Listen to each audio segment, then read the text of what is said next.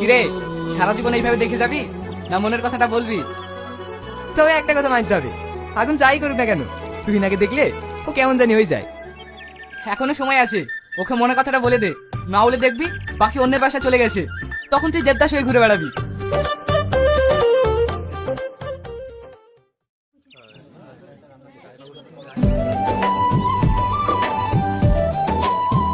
কি রে, তোর রাস্তায় তো লেট কেন? একটুর জন্য বাসটা মিস করেছিলাম, তাই লেট হয়ে গেল। তুই না, হ্যাঁ বলো।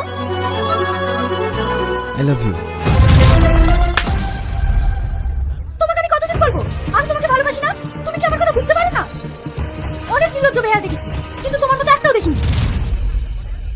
দেখো, আমি অন্য ছেলেদের মতো নই, আমি তোমাকে সত্যিই ভালোবাসি। কিন্তু আমি তোমাকে ঘৃণা করি। তুমি কি চাও আমি তোমার জন্য নিজেকে শেষ করি? কি হয়েছে এখানে? স্যার, ওকে নিষেধ করা সত্ত্বেও ও প্রতিদিন আমাকে ডিস্টার্ব করে। দেখো আগুন, তোমাকে ফার্স্ট এন্ড লাস্ট ওয়ার্নিং দিচ্ছি। এরপরে যদি তুমি তুহিনাকে ডিস্টার্ব করো তাহলে তোমাকে কলেজ থেকে সাসপেন্ড করবো। যাও, তোমরা সব ক্লাসে যাও।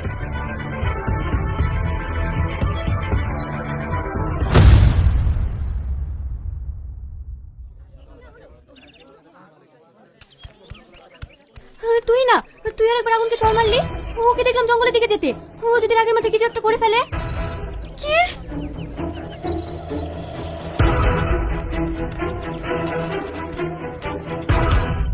তোকে ছাড়া এই মন বাঁচে না, তুই যে